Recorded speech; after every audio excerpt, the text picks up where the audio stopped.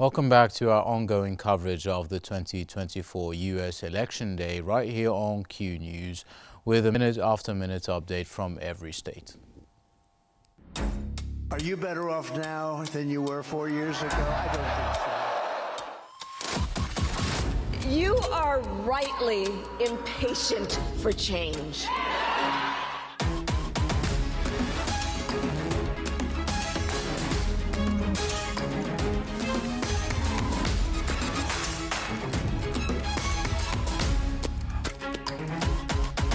Just imagine Donald Trump with no guardrail. This election is a choice between whether we will have 4 more years of incompetence or whether we'll begin the 4 greatest years in the history of our country.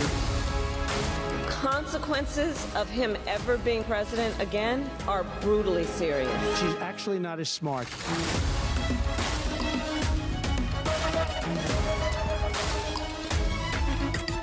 And we will make America great again. And when we fight, we win!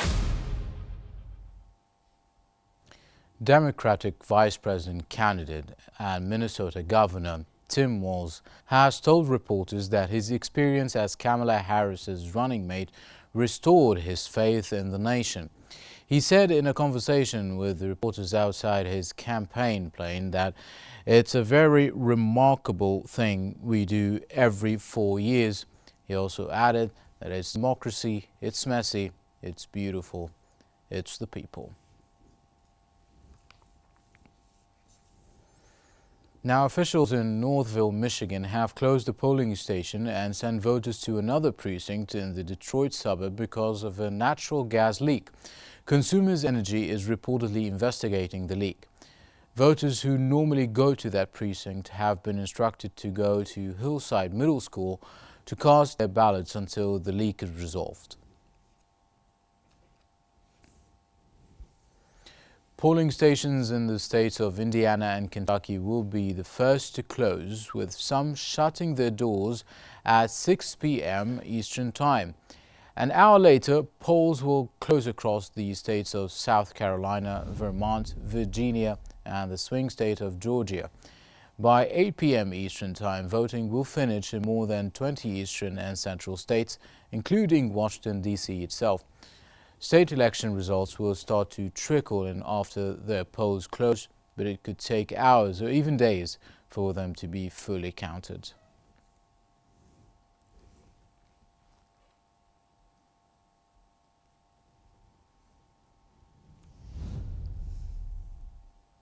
Joining us tonight from Washington, D.C. as we discuss the U.S. election day is the Democratic Party member, Dr. Shireen Al-Najjar. Thank you, Doctor, for joining us on this important, imperative and remarkable day, let me say.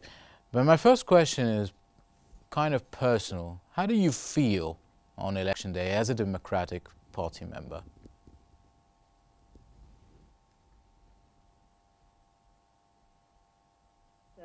And patience is not my virtue, as we speak. This election is very tense and very expensive. You do know that it's been the expenses exceeds $1 billion. On Sunday itself, they spent $300 million. What I'm afraid of that is some of the Republican voters would not accept the results if it doesn't go their way.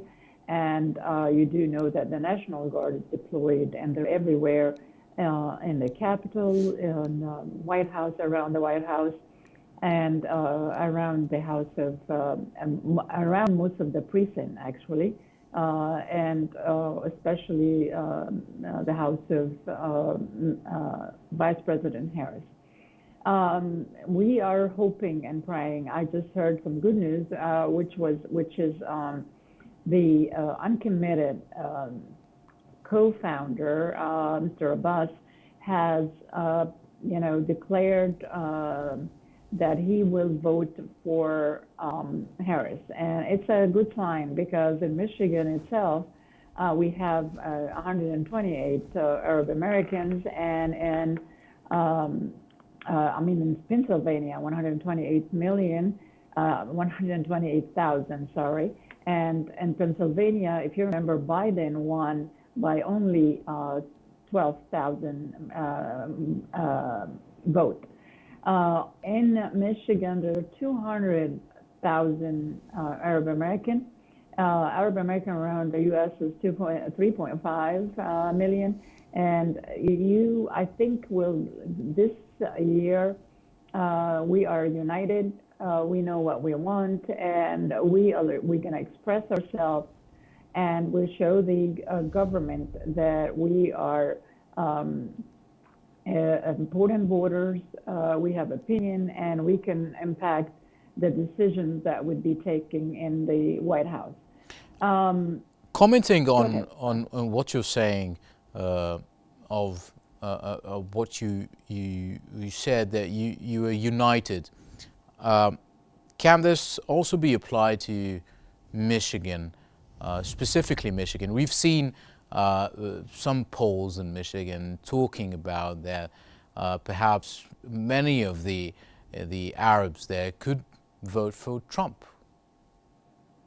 I do understand that some of them disagree with the way that the Biden administration have dealt with the issue in the Middle East, but they tend to forget, and they've been reminded many times in ads and in the news and via mail, that it's the first time in the United States that a letter, official letter, went out to the Israeli government tying the aid for Gaza, humanitarian aid, with the military aid to Israel.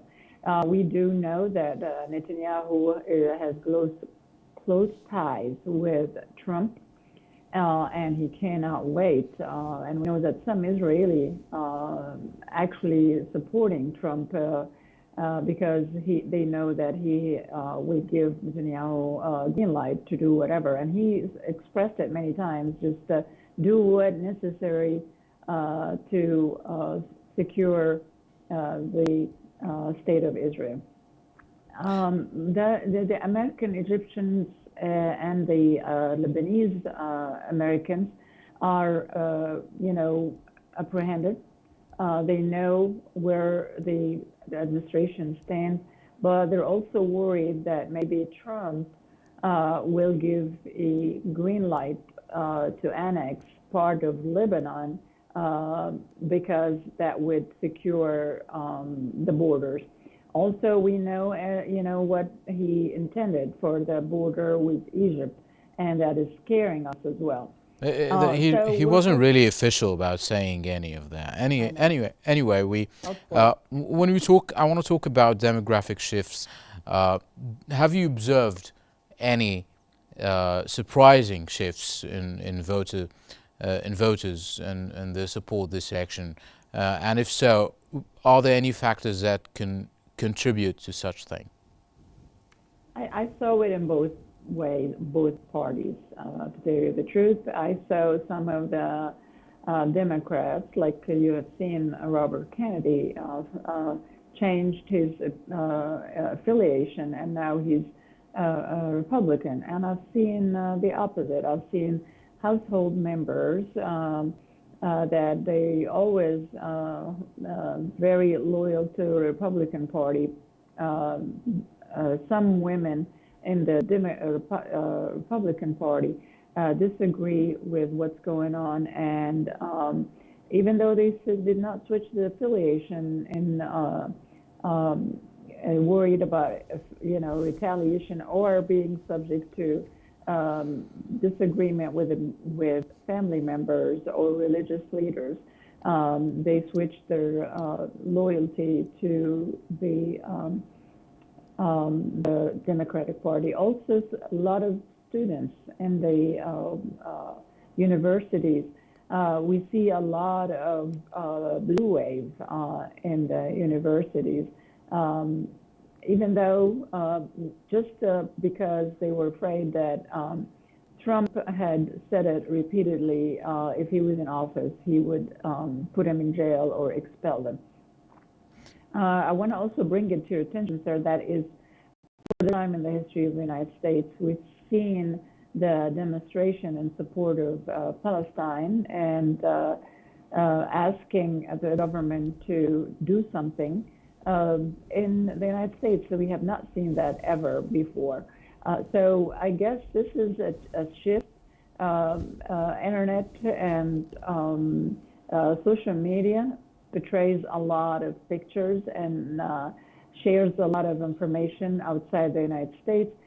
Even though I would like to also mention something about the economy.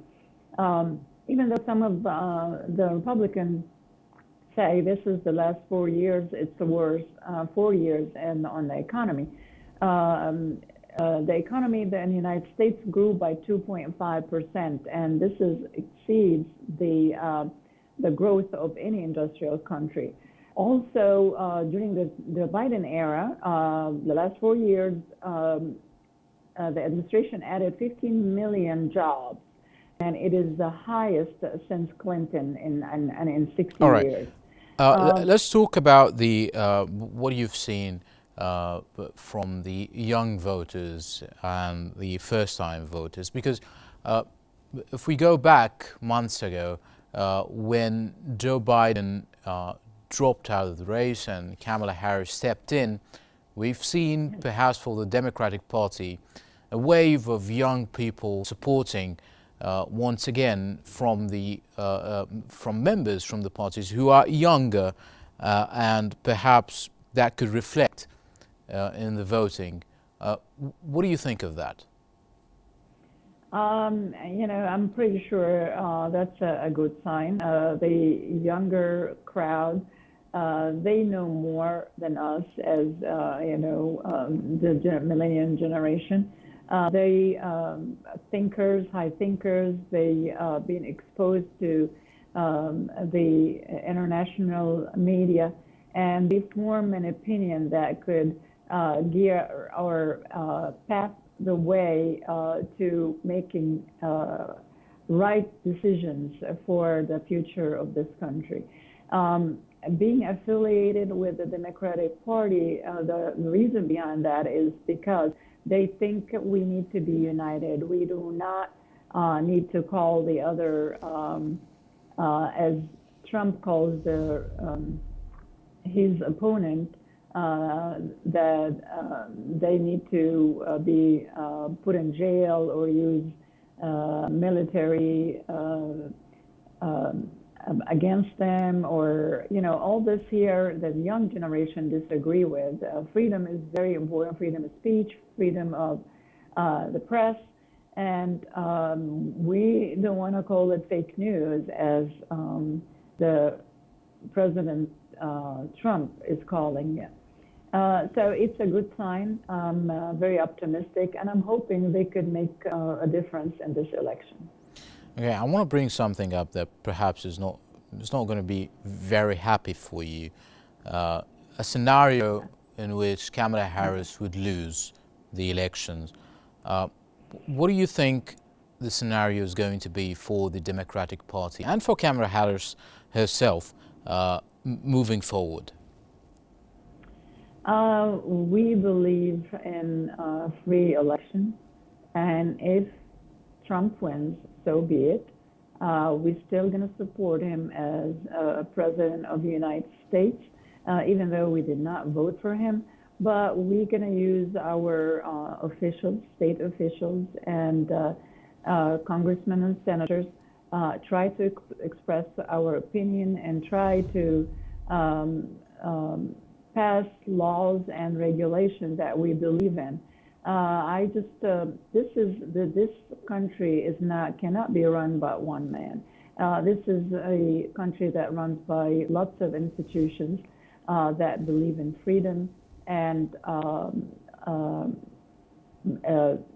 the goodness and the good future of this country. So whatever he decides, we believe that the Congress will stop it. If it's not for the benefit, or as he says, make America great again. Okay, my final question, in your view, what will be the biggest challenge facing the winning candidate, both domestically and internationally? Unite all the Americans under one president that look after them and have the best interest of this country in heart. Well, thank you very much. That was the Democratic Party member, Dr. Shireen Al-Najjar. Thank you for joining us on Q News. And Donald Trump and Kamala Harris present contrasting foreign policies reflecting their distinct approaches to diplomacy, international alliances, trade relations, and responses to global challenges. Let's take a look.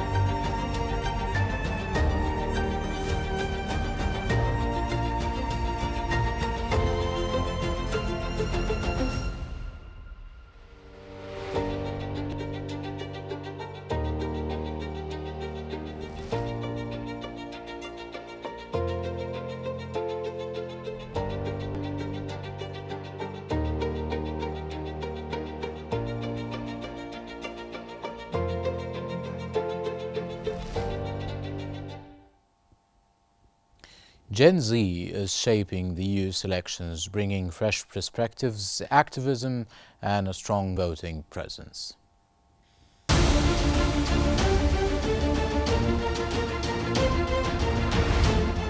They are digital natives and the most diverse generation in US history. Born between 1997 and 2012, Generation Z is stepping into the political arena ready to make a difference. With over 40 million eligible voters in 2024, including 8.3 million new to polls, Gen Z's impact could be more profound than ever. This increase since 2020 positioned them to tip the scales, especially in swing states across the country. In the 2022 midterms, Gen Z turnout exceeded expectations, with higher participation rates than prior generations at their age. Their priorities? Economic concerns, cited by 70% as a top issue, along with reproductive rights, gun violence, and climate change.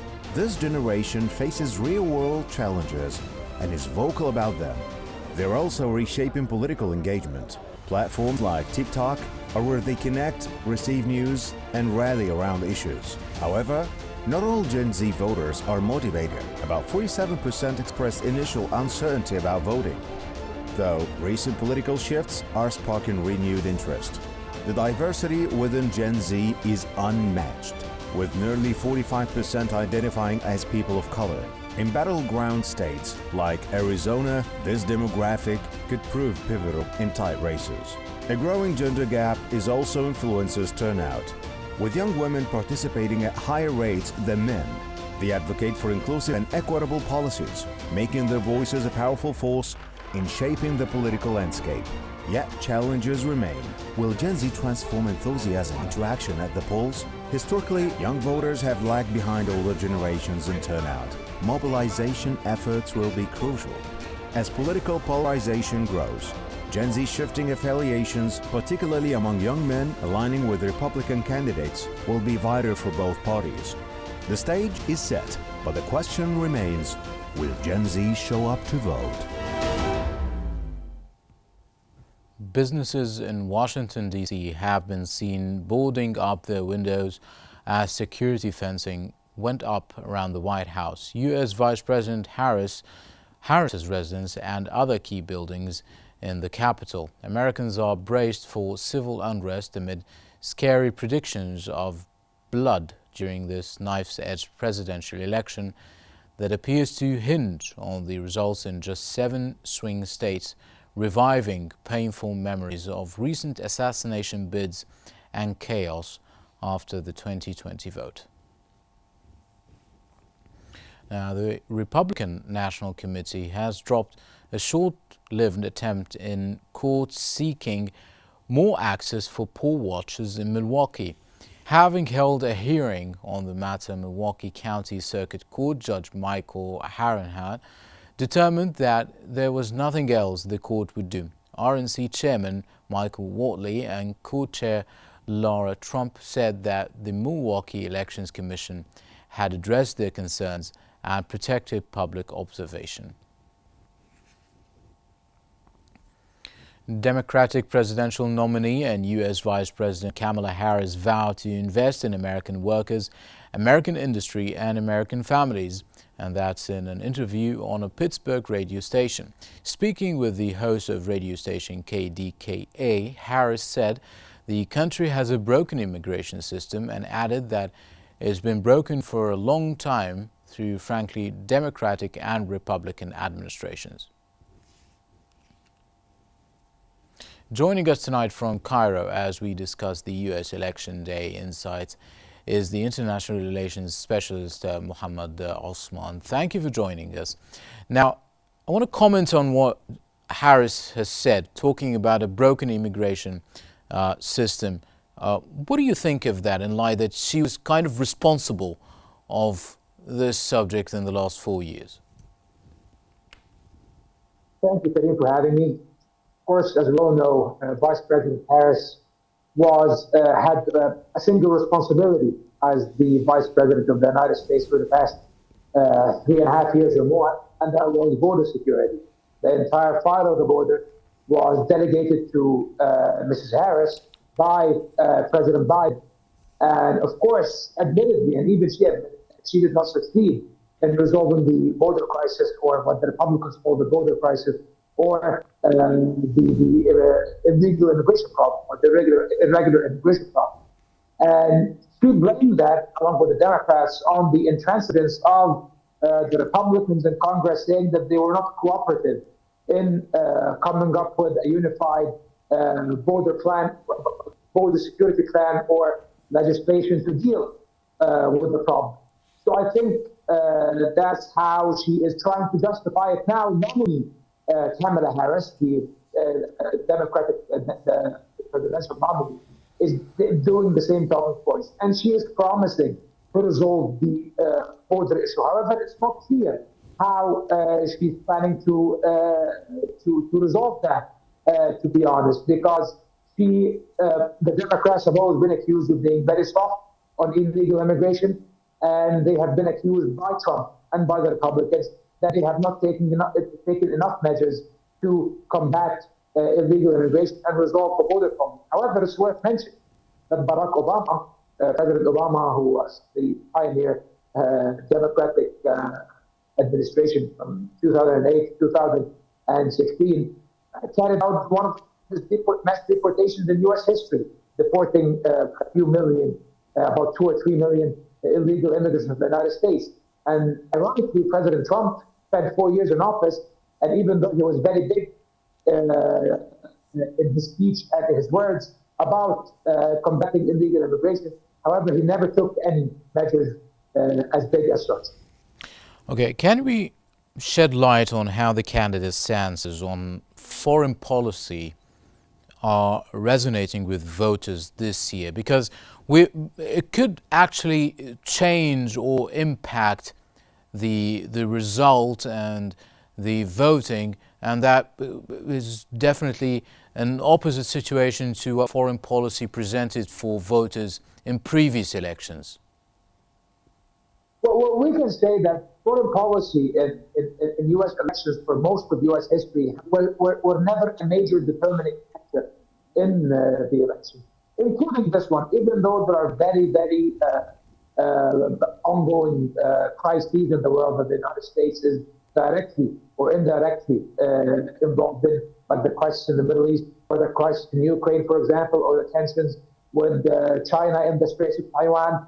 However, these might influence the election some way or the other. However, they will not be a determining factor that will determine the winning of one side or the other, whether the Democrats or the Republicans, Trump or Harris. However, the United States, or the people of the United States, most of them are now suffering from fatigue from the excessive military and security involvement of the country in foreign conflicts. For example, the United States spent tens of billions of dollars on supporting Ukraine, for example, over the past 2.5 years, for the better part of it. And basically a war by proxy against Russia. Many Americans actually are questioning, both on the left and on the right, are questioning why our tens and even hundreds of billions of dollars are being spent on foreign policy, or what they call foreign adventures, and at the same time, about 500,000 Americans are living on food stamps. There are hundreds of thousands of homeless people in major American cities. So this is how foreign policy factors into the domestic politics. However, the crisis in the Middle East, for example, and the Israeli onslaught, the Israeli war of aggression against Gaza and Lebanon, even though it posed some sort of mayhem in some segments or some circles in the Democratic Party, it will not be, unfortunately, a major determinant of the election, because the United States is not directly involved in this war. We've been seeing in the past few seconds on Q News right now some poll results that or some predictions perhaps in some of these states. We've been saying in North Carolina perhaps Harris could be actually gaining on Donald Trump, which could be a surprise for this state. It's definitely a swing state. However, if Harris wins, it could be some sort of a shock for Donald Trump. Given that we are expecting surprises, perhaps, what are the paths of these surprises, do you think? I think that, as you just said, if Kamala Harris manages to win North Carolina, that would be an upset, because North Carolina was the only swing state Trump managed to win in the 2020 election. All the other 6 swing states went to Biden, as opposed to all the 7 swing states, Trump winning them in 2016 against Hillary Clinton. So if he loses North Carolina, that would be a very dangerous indicator for Mr. Trump, that might signify that he might actually definitively lose this election, if this actually happens, because if he did not manage to secure the only swing state he secured in 2020, then that puts into question whether he can secure some of the other 6 swing states, whether, I don't know, Michigan or Wisconsin or Georgia, where there's a big amount of support for him over there. So that would be an offset. But of course, it's way too early to judge by the exit polls what the actual results are, because it's still a very young night. There's still a lot of vote counting that will go on.